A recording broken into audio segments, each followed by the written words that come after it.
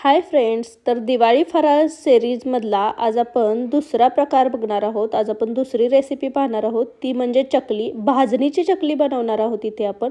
अगदी मस्त कुरकुरीत अशी, शेवटपर्यंत ही संपेपर्यंत कुरकुरीत राहते आणि मस्त आतून पोकळ होते. तुम्ही पाहू शकता की छान अशी पोकळ झालेली आहे. मस्त कुरकुरीत अशी ही चकली बनते. याला छान असे काटे येतात. तर ही रेसिपी आज आपण पाहणार आहोत. अगदी भाजणी कशी बनवायची तिथून ते अगदी चकली तळेपर्यंत सगळा रेसिपीचा व्हिडिओ मी दाखवलेला आहे. त्यामुळे रेसिपी पूर्ण पहा. छोट्या छोट्या टिप्स सांगितलेल्या आहेत, त्याने तुमची चकली नक्कीच फसणार नाही. अगदी पहिल्याच प्रयत्नात तुम्ही भाजणीची चकली परफेक्ट बनवू शकता. तर रेसिपी पूर्ण पहा. रेसिपी जर आवडली तर रेसिपीला एक लाईक नक्की करा आणि तुमच्या फॅमिली आणि फ्रेंड्ससोबत याची लिंक नक्की शेअर करा. तर चला तर मग रेसिपीला सुरुवात करूयात. तर इथे आपण चकलीची भाजणी बनवून घेतलेली आहे. तर चकलीची भाजणी बनवण्यासाठी इथे मी तांदूळ 2 ग्लास घेतलेले आहेत. 2 ग्लास तांदळासाठी मी हरभरा डाळ किंवा चणा डाळ म्हणतो आपण, ती 1 ग्लास घेतलेली आहे. सोबतच उडीद डाळीचे 3 चमचे घेतलेले आहेत. पोहे मी 1 वाटी घेतलेली आहे, म्हणजे साधारण 5 ते 6 चमचे पोहे घेतलेले आहेत. साबुदाण्याचा तांदूळ मी 3 चमचे घेतलेला आहे, म्हणजे जेवढी उडीद डाळ घेतली आहे तेवढेच आपण साबुदाणे घेतलेले आहेत. सोबतच 2 चमचे धने, 2 चमचे ओवा आणि 1 चमची जिरी घेतलेली आहे. तर आता ही भाजणी कशी बनवायची ते मी सांगते. तर भाजणीसाठी जो आपण तांदूळ घेतलेला आहे तो असा घ्यायचा की ज्याने आपण जो भात बनवतो तो मस्त मोकळा आणि सुटसुटीत होतो. मग तो सोना मसुरी तांदूळ असू द्या, नाहीतर मग बासमती तांदूळ असू द्यात किंवा रेशनचा तांदूळ असू द्यात. तर इथे आपण त्यापैकी एक तांदूळ घेतलेला आहे. मी इथे रेशनिंगचा तांदूळ घेतलेला आहे 2 ग्लास, म्हणजे वजनी म्हणाल तर अर्धा किलो मी तांदूळ घेतलेला आहे. आता हा तांदूळ आपण स्वच्छ 2 ते 3 पाण्याने धुवून घेतलेला होता. त्यामधलं सगळं पाणी काढून घरामध्येच एखाद्या ओढणीवरती किंवा कॉटनच्या कपड्यावरती मी तो तांदूळ पसरून ठेवलेला होता. साधारण 2 ते 3 तास मी तांदूळ हा छान सुकवून मस्त तयार करून घेतलेला होता. तांदूळ सुकवताना ते उन्हाखाली न सुकवता घरातच नैसर्गिकरित्या किंवा पंख्याखाली सुकवून घ्यायचे, म्हणजे ते चिकट होत नाहीत. 2 ते 3 तासातच तांदूळ सुकतो. तो हातावर घेऊन पाहिला तर तो पटकन पसरतो, म्हणजे तांदूळ आपला व्यवस्थित सुकलेला आहे. छान सुट्टा झाला की समजायचं की तांदूळ व्यवस्थित सुकला गेलेला आहे, त्यात कोणत्याही प्रकारचा ओलावा राहिलेला नाही आहे. आता आपण हा तांदूळ एका बाजूला एका प्लेटमध्ये काढून घेणार आहोत. आता याच सोबत मी 1 ग्लास हरभरा डाळ आणि 3 चमचे उडीद डाळ स्वच्छ धुवून घेतलेली होती. तीही आपण कॉटनच्या किंवा एखाद्या ओढणीवरती पसरवून घेणार आहोत आणि 2 ते 3 तास छान सुकवून घेणार आहोत. तीही उन्हाखाली न सुकवता आपण फॅनखाली किंवा नैसर्गिकरित्या सुकवून घेणार आहोत. सेम पद्धतीने जसा तांदूळ सुकवून घेतला त्याच पद्धतीने हरभरा डाळ आणि उडीद डाळही आपण सुकवून घेणार आहोत. आता आपले तांदूळ आणि हरभरा डाळ छान सुकली गेलेली आहे. तर आपण आता भाजणीची तयारी करूयात. तर ही सर्व जिन्नस आपल्याला छान खरपूस भाजून घ्यायची आहेत. चकलीची भाजणी भाजण्यासाठी जाडबुडाच्या कढईचा वापर करायचा, कारण आपण जे धान्य वापरतो ते जाडबुडाच्या कढईमध्ये करपत नाही. सुरुवातीला कढई आपण थोडीशी गरम करून घ्यायची आणि त्यामध्ये पहिल्यांदा आपण तांदूळ घालायचा.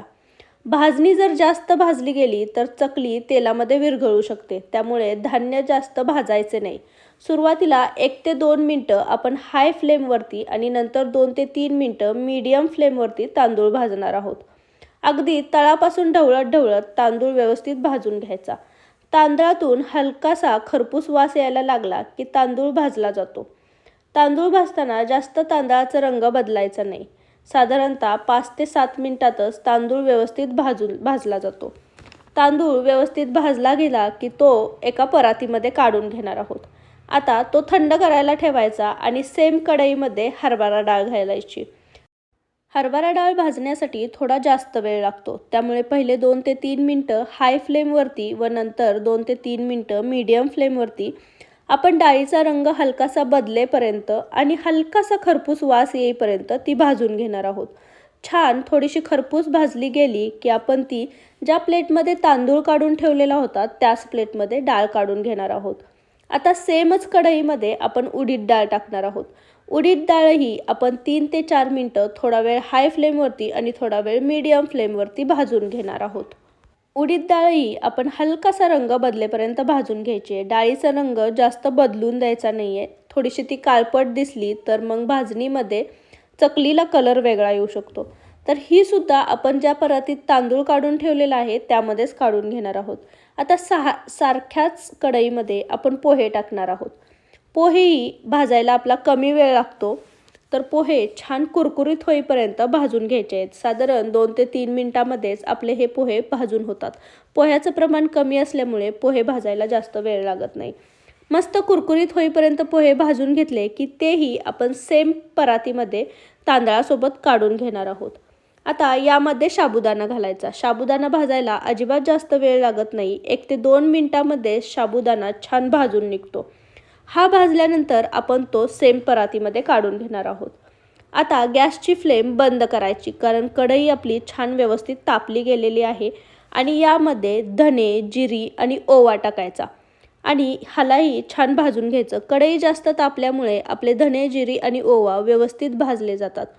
तर यामधून छान खरपूस रंग आला आणि खरपूस वास आला की आपण हे धने, जिरी आणि ओवाही सेम आपण जे परातीमध्ये तांदूळ आणि डाळ काढून घेतलेली होती त्यामध्ये काढून घेणार आहोत.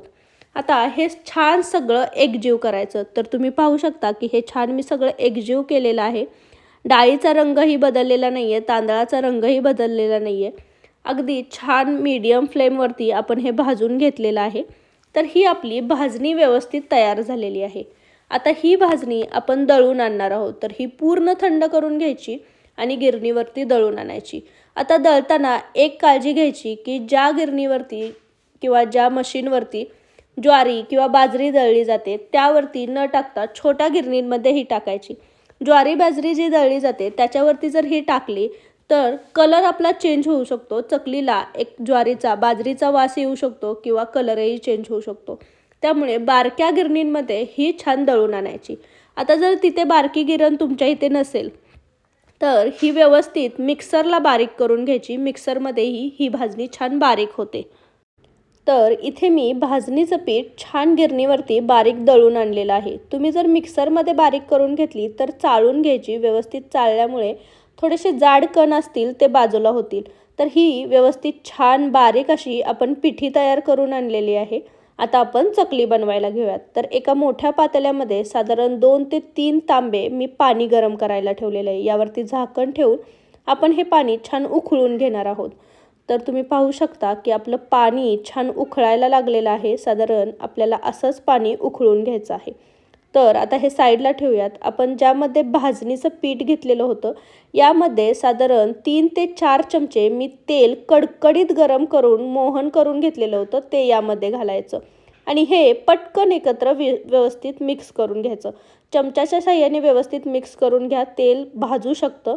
हे व्यवस्थित मिक्स केलं की यामध्ये आता आपण तिखट टाकणार आहोत. तर इथे मी 2 चमचे काश्मीरी लाल मिर्च पावडर आणि 1 चमचा घरचा मसाला घेतलेला आहे. सोबतच 2 मोठे चमचे मीठ घेतलेलं आहे. तुम्ही तुमच्या आवडीनुसार तिखट कमी जास्त करू शकता.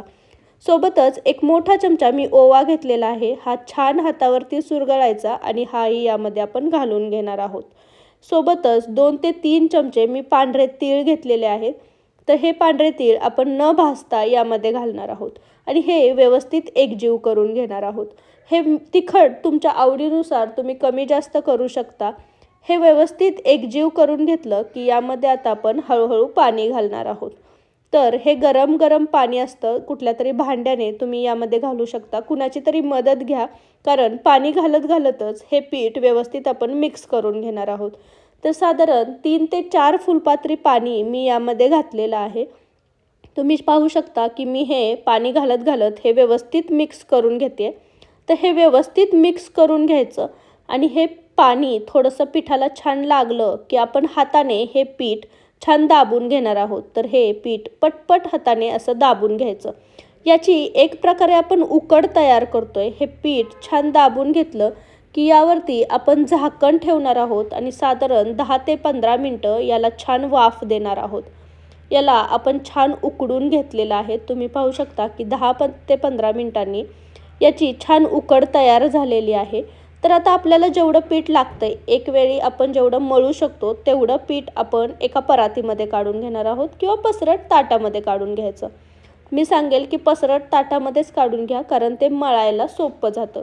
तर एका वेळी जेवढं आपल्या सोऱ्यामध्ये जेवढं बसतं तेवढं मी पीठ घेतलेलं आहे. जे आपण पाणी गरम करून घेतलेलं त्यातलंच पाणी मी यामध्ये घालते आणि हे पीठ आपण छान मळून घेणार आहोत. तर थोडं थोडं पाणी घेत आपण भाकरीला जसं पीठ मिळतो तसं छान गुळगुळीत असं हे आपण पीठ मळून घेणार आहोत. तुम्ही इथे पिठाची चवही बघू शकता, कारण तिखट मीठ कमी असेल तर तुम्ही यामध्ये टाकू शकता. आता हे व्यवस्थित छान असं गुळगुळीत आपण मळून घेतलेलं आहे, तुम्ही पाहू शकता. याचा आपण उभा लांबट असा गोळा करून घेणार आहोत. तर पिठाची कन्सिस्टन्सी तुम्हाला कळेल, छान मऊसूद मळून घेतलेला आहे. आता आपण ज्या सोऱ्यामध्ये घालणार आहोत पीठ, तो सोऱ्या छान लावून घ्यायचा, त्याला थोडंसं आतून तेल लावून घ्यायचं, छान पॅक करून घ्यायचा आणि यामध्ये तयार केलेला उभा लांबट जो आपला पिठाचा गोळा आहे तो घालायचा. हाताला थोडंसं पाणी घेऊन हा छान व्यवस्थित दाबून घ्यायचा आणि जे एक्स्ट्राचं पीठ असेल ते काढून घ्यायचं आणि हा व्यवस्थित दाबून हा छान बसवून घ्यायचा, गोल फिरवून हा पॅक करून घ्यायचा. आता एखाद्या पसरट ताटामध्ये किंवा तुम्ही पेपरवरती ह्या चकल्या करू शकता. तर छान दाबत दाबत गोल आकार द्यायचा. किती मोठी किती लहान तुम्हाला चकली हवी आहे तशी तुम्ही चकली पाडू शकता. तर तुम्ही पाहू शकता की याला छान असे काटे आलेले आहेत. मी साधारण 2 ते 3 वेढे झाले की ही चकली थोडीशी कट करून घेणार आणि याच्या ज्या कडा आहेत त्या व्यवस्थित अशा छान दाबून घ्यायच्या, त्यामुळे त्या तेलामध्ये सुटत नाहीत. तर अशाच प्रकारे मी या ताटावरती चकल्या करून घेते. तुम्हाला जर ताटावरून चकली उचलता येत नसेल तर तुम्ही छोट्या छोट्या डिशवरतीही ह्या चकल्या पाडून घेऊ शकता, ज्यामुळे त्या उचलायला सोप्या जातात आणि तेलामध्ये सोडायला सोप्या जातात. तर अशाच प्रकारे आपण सगळ्या चकल्या बनवून घेतलेल्या आहेत. आता आपण तेल गरम करायला ठेवूयात. कढईमध्ये मी तेल गरम करायला ठेवलेलं आहे. यामध्ये मी एक छोटासा तुकडा टाकून बघते. तुकडा पटकन वर येतोय, म्हणजे तेल आपलं छान गरम झालेलं आहे.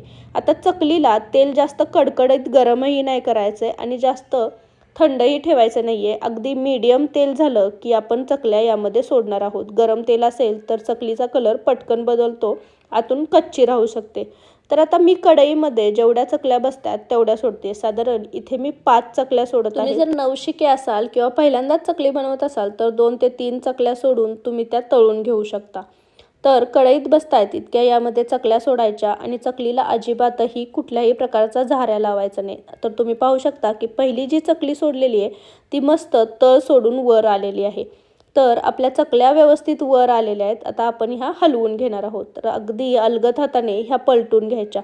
सगळ्या चकल्या व्यवस्थित आपण पलटून घेणार आहोत. झाऱ्या जर चकली पटकन टाकल्यानंतर लावला तर चकली तुटू शकते, त्यामुळे ही थोडीशी वर आल्यानंतरच ही पलटी करायची. तर तुम्ही पाहू शकता की याला अजूनही बुडबुडे येत आहेत. हे बुडबुडे कमी होईपर्यंत आपण छान चकली तळून घेणार आहोत. तर चकली छान खरपूस रंगावरती तळून घेणार आहोत, जास्त डार्क रंगावरतीही तळून घ्यायची नाही. तर तुम्ही पाहू शकता की याचे छान बुडबुडे कमी झालेले आहेत. बुडबुडे कमी झाले म्हणजेच आपली चकली छान तळली गेलेली आहे. तुम्ही पाहू शकता की हिला छान असा सोनेरी रंगही आलेला आहे. तर आता आपण ह्या काढून घेणार आहोत. तर मी काय करते, जास्त चकल्या टाकल्यामुळे मोठ्या झाऱ्यामध्ये ह्या काढून घेते आणि यावरचं तेल निथळून घेते. तेल व्यवस्थित निथळलं की आपण ह्या एका भांड्यामध्ये काढून घेणार आहोत. सेम पद्धतीने आपण सगळ्या चकल्या बनवून घेणार आहोत आणि अशाच पद्धतीने आपण तळून घेणार आहोत. चकल्या तळताना एक गोष्ट लक्षात ठेवायची की तेल मीडियम हीटवरतीच असलं पाहिजे चकली टाकताना आणि गॅसची फ्लेम मीडियमच ठेवायची. तर आपल्या चकल्या तयार आहेत, आपण ह्या काढून घेऊयात. तर आपण सगळ्या चकल्या बनवून घेतल्या. तुम्ही पाहू शकता की याला छान असे काटे आलेले आहेत आणि तीळ टाकल्यामुळे ह्याला छान असं टेक्स्चर आलेलं आहे. तीळवरती छान दिसत आहेत. तर आपल्या चकल्यांचा कलरही तुमच्या लक्षात येईल. जास्त डार्क कलरवरती आपण ह्या तळलेल्या नाही आहेत आणि तोडून पाहिल्या तर पटकन तुटतात. छान कुरकुरीत झालेल्या आहेत आणि आतूनही छान पोकळ झालेल्या आहेत. तर अशा ह्या खमंग खुसखुशीत अशा भाजणीच्या चकल्या आज आपण पाहिल्या. अगदी सोप्या पद्धतीने भाजणी कशी बनवायची, कशी भाजायची हेही मी सांगितलेलं आहे. अगदी छोट्या छोट्या टिप्स सांगितलेल्या आहेत. तर ही पद्धत तुम्ही फॉलो केली तर तुमच्या चकल्या यावेळी नक्कीच परफेक्ट बनणार, यात काही शंकाच नाही. तेलामध्ये ही चकली अजिबात विरघळत नाही. तुम्ही पाहिलं तळतानाही ही कधीही तेलामध्ये सुटतही नाही. तर अशी ही खमंग खुसखुशीत भाजणीची चकली तयार आहे. तर अशी ही भाजणीची चकली तुम्ही या दिवाळीला नक्की बनवून पहा आणि कशी झालेली हे मला कमेंटमध्ये सांगायला विसरू नका. रेसिपी जर आवडली असेल तर रेसिपीला एक लाईक नक्की करा आणि तुमच्या फॅमिली आणि फ्रेंड्ससोबत याची लिंक नक्की शेअर करा. तुम्ही जर माझ्या चॅनलवर नवीन असाल तर चॅनलला नक्की सबस्क्राईब करा आणि जवळचे बेल आयकॉनही दाबा. त्याने माझ्या चॅनलवरच्या नवीन नवीन रेसिपींचे नोटिफिकेशन मिळतच राहतील आणि सोबतच ही जी आपण दिवाळीची सिरीज सुरू केलेली आहे त्याच्याही रेसिपींचे नोटिफिकेशन तुम्हाला पहिल्यांदा मिळतील. तर पुन्हा भेटू अशीच एक दिवाळीची रेसिपी घेऊन. तोपर्यंत थँक्यू.